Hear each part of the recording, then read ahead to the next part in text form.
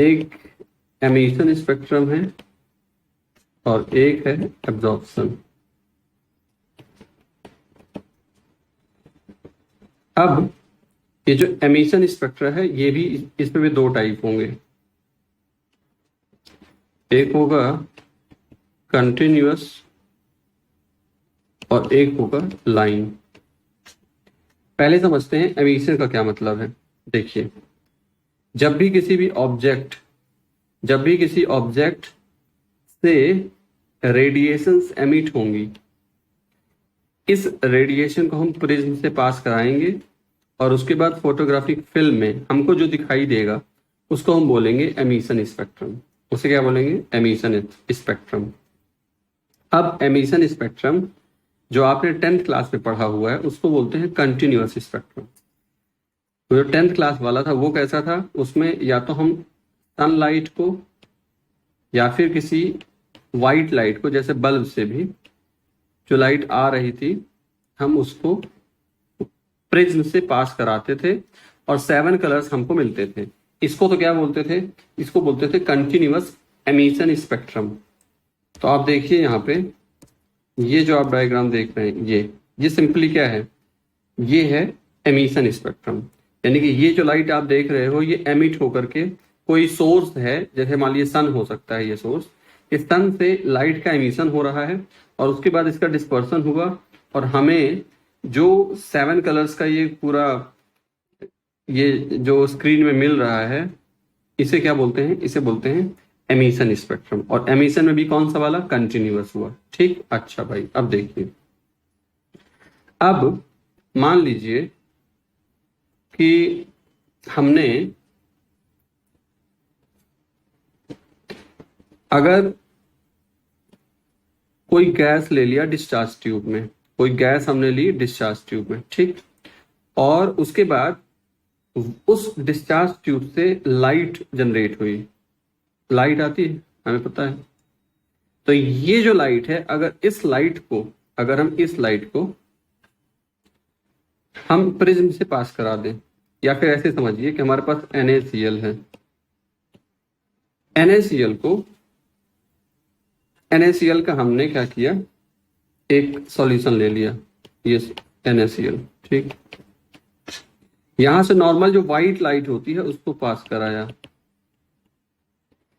तो ये जो NaCl है ये कुछ व्हाइट लाइट में 7 कलर्स होते हैं, हमें पता है।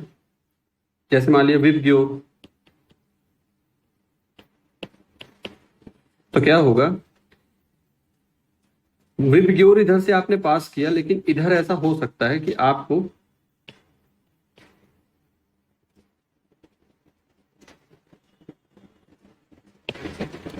इतनी चीजें मिले। आपको क्या मिले? इतनी चीजें। तो आप कहोगे सर इसमें VIBG वाई कहाँ गया? तो हम कहेंगे वाई इसने क्या किया? एब्जॉर्ब कर लिया। वाई क्या हुआ? इसने एब्जॉर्ब कर लिया, बाकी सारा पास कर दिया।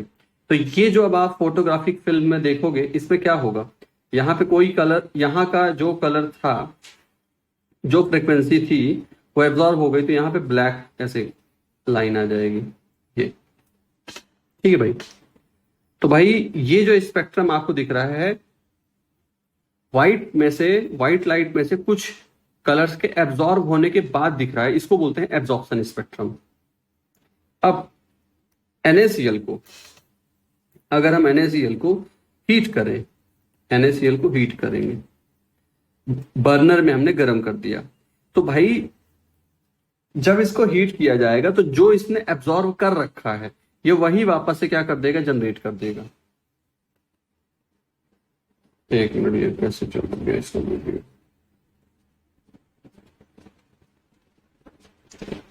हाँ, तो मैं कह रहा था कि यार जब इसको आप NaCl को गर्म करोगे तो इसने क्या चोरी की थी? इसने वाई कलर की जो वेवलेंथ है वो चोरी की थी। तो जब इसकी पिटाई होगी तो ये बाहर क्या निकालेगा? यही वेवलेंथ निकालेगा। तब हमको जब यहाँ पे स्पेक्ट्रम हम देखेंगे तो यहाँ पे केवल वाई आएगा, बाकी पूरा ब्लैक रहेगा। तो ये जो स्पेक्ट्रम आपको मिला, ये कैसे मिला? ये NaCl ने जो लाइट इसने एब्जॉर्ब कर रखी थी उसको इसने एमिट किया है, एमिशन किया है। तो इस वाले स्पेक्ट्रम को क्या बोलेंगे? Emission spectrum. तो हम स्टार्टिंग में हमने क्या पढ़ा?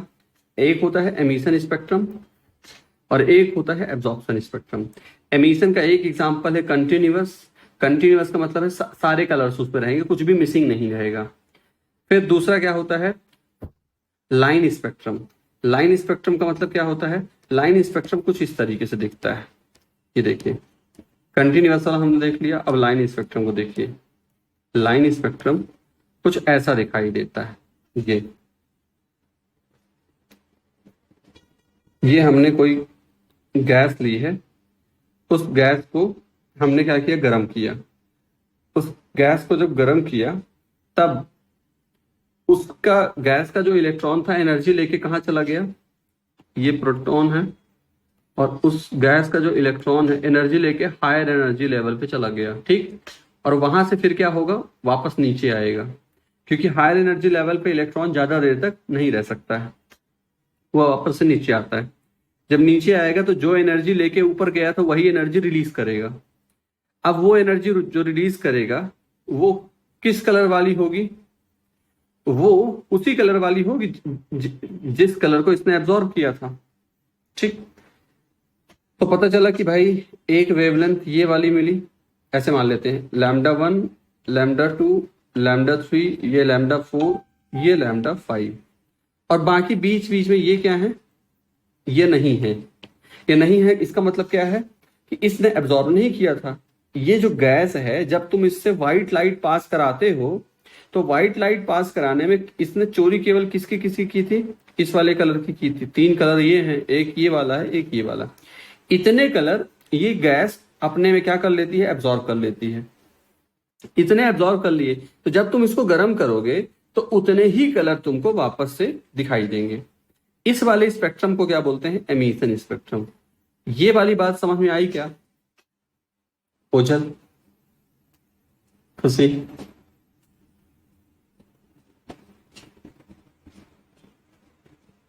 ओझल, खुशी, आयुष्मान, रिपीट कर दीजिए। ठीक है। हाँ हाँ, फिर हाँ, दोबारा से मैं कह रहा हूं, हमारे पास एक गैस है। इस गैस से हमने व्हाइट लाइट पास की। इस गैस से हमने व्हाइट लाइट पास की, तो हमने देखा कि गैस के दूसरी तरफ ये वो गैस है जिसमें से हमने लाइट को गुजारा। जब लाइट को गुजारा तो हमने देखा दूसरी तरफ हमको इस तरीके का स्पेक्ट्रम मिल रहा है। अब आप कहोगे कि सर इसमें ये क्या है, बीच बीच में ब्लैक ये स्पॉट कैसे आ रहा है? तो हम कहेंगे कि यार ये वाला जो कलर था वो इस गैस के पार्टिकल्स ने एब्जॉर्ब कर लिया है। ये ठीक है भाई, इसको एब्जॉर्ब कर लिया। अच्छा, तो ये जो स्पेक्ट्रम बना है ये कब कैसे बना?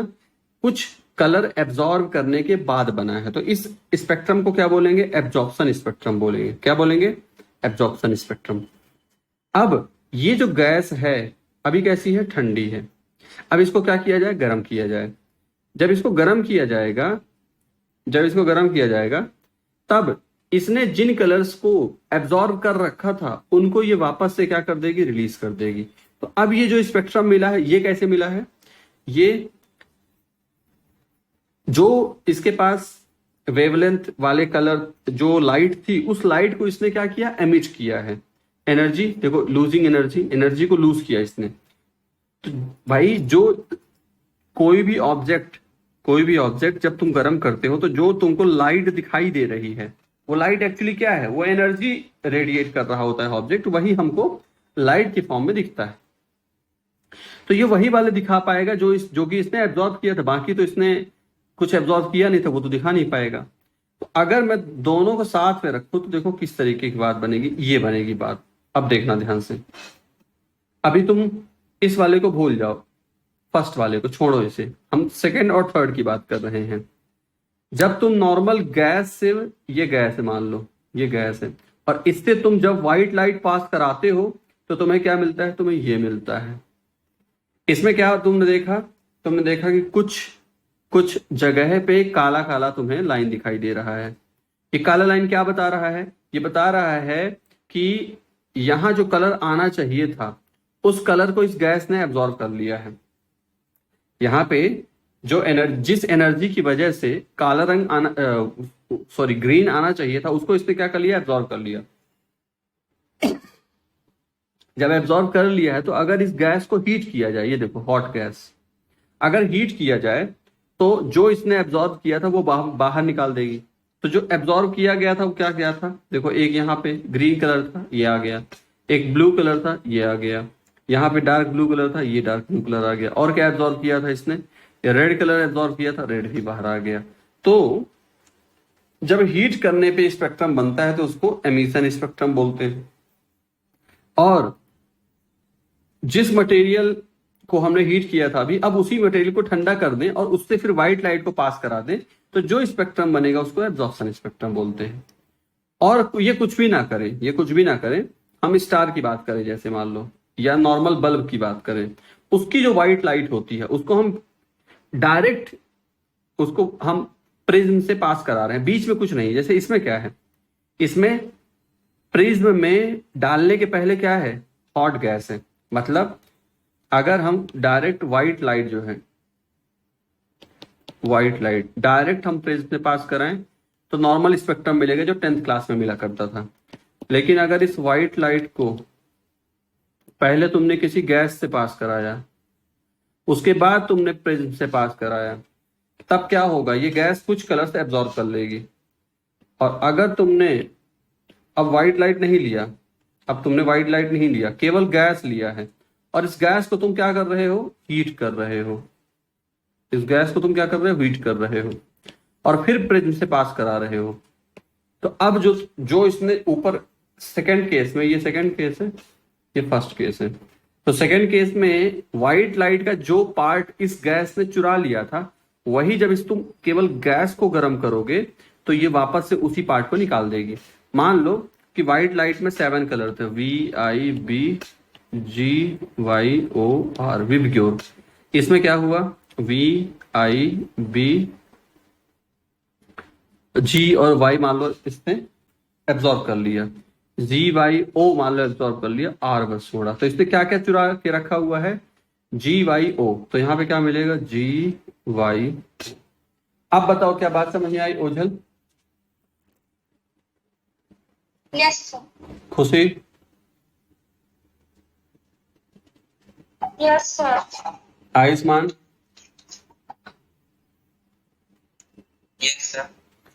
ठीक है, अब देखिए, अब हमने जो भी बताया आपको कॉन्सेप्ट समझ में आ गया। अब बस हम केवल जो वर्ड्स हैं हमने उनको क्या यूज, किस तरीके से किया है वो एक बार देख लेते हैं। एक बार स्टार्टिंग से देख लेते हैं, शुरुआत से। हम कह रहे हैं इलेक्ट्रोमैग्नेटिक स्पेक्ट्रम जो होता है उसमें अलग अलग रेडिएशंस होती हैं, जिनकी वेवलेंथ भी अलग अलग होती है, फ्रीक्वेंसी भी अलग अलग होती है। हमने इसको आपको बोला था याद करने के लिए, ठीक। फिर अगली बात क्या बताया हमने, जो इंस्ट्रूमेंट होता है अलग अलग रेडिएशंस की जिनकी की वेवलेंथ अलग अलग होती है, उसको सेपरेट करने का, उसको या तो स्पेक्ट्रोस्कोप बोलते हैं या तो स्पेक्ट्रोग्राफ बोलते हैं, ठीक। अब स्पेक्ट्रोस्कोप या स्पेक्ट्रोग्राफ में होता क्या है, एक प्रिज्म होता है या डिफ्रैक्शन ग्रेटिंग होता है, ये एक तरह का इंस्ट्रूमेंट है, और डिस्पर्सन हो जाता है इससे, और एक टेलीस्कोप यूज किया जाता है रेडिएशन को देखने के लिए। अब अगर टेलीस्कोप ना यूज किया जाए, उसकी जगह फोटोग्राफिक फिल्म लगा दी जाए, टेलीस्कोप ना यूज करके फोटोग्राफिक फिल्म अगर हम लगाएं तो इसको क्या कह देंगे, स्पेक्ट्रोग्राफ बोल देंगे। अगर किसी पेज में कुछ बना हुआ मिल रहा है तो वो ग्राफ हो गया, ये स्पेक्ट्रोग्राफ है। और आंख से हमको कुछ कुछ देखना है तो स्कोप हो गया। अगर इसको अगर आंख से देखना पड़ रहा है तो उसको बोलेंगे स्पेक्ट्रोस्कोप, और अगर पेपर में वही दिख रहा है तो उसको बोल देंगे स्पेक्ट्रोग्राफ। दोनों में लेकिन क्या होगा, दोनों में प्रिज्म होता ही है, प्रिज्म या डिफ्रैक्शन ग्रेटिंग। चलो अब अगली बात, ये जो पूरा स्टडी किया जा रहा है इसको बोलते क्या है, स्पेक्ट्रोस्कोपी बोलते हैं। इसको बोलते क्या है, स्पेक्ट्रोस्कोपी, ठीक।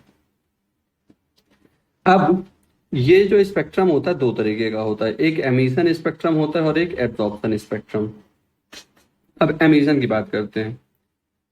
When radiation emitted from some source, अब ये रेडिएशन कहाँ कहाँ से हो सकता है? ये रेडिएशन हो सकता है सन से, या फिर हो सकता है इलेक्ट्रिक डिस्चार्ज जो होता है ट्यूब में, तो उस लाइट को जो इस ट्यूब में जनरेट हो रही है उसको अगर किसी गैस से पास कराया जाए, किसी गैस से पास करा दे, या फिर किसी मटेरियल को हीट कर दिया जाए, या फिर किसी मटेरियल को क्या कर दिया जाए? हीट कर दिया जाए। ठीक, तो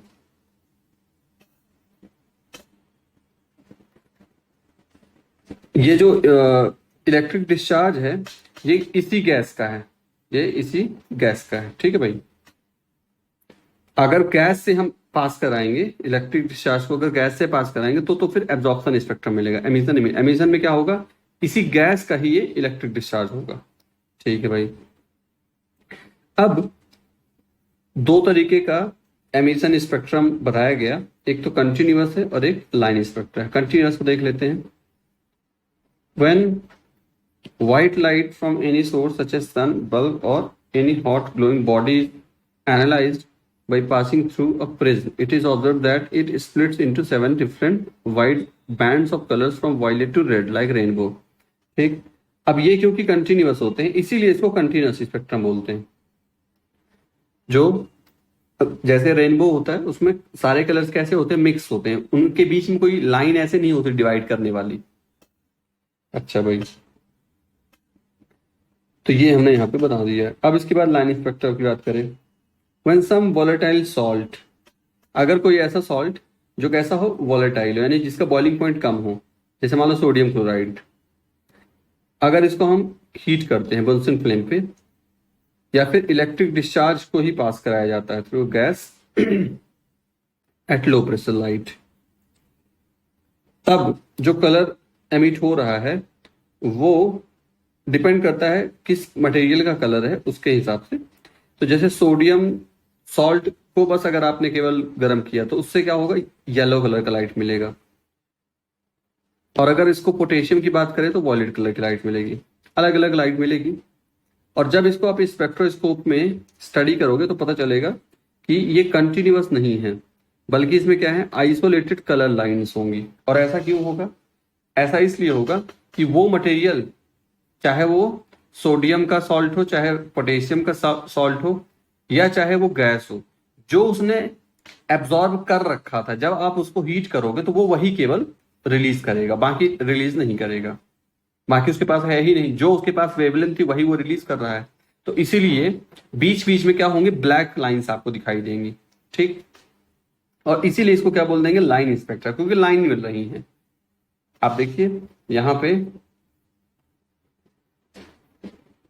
ये इस तरीके से लाइंस मिल रही हैं हमें, ये हो गई, ये हो गई, ये लाइंस मिल रही, इसीलिए इसको क्या बोल देंगे? लाइन स्पेक्ट्रम बोल देंगे। ठीक, और each line in the spectrum correspond to a particular wavelength.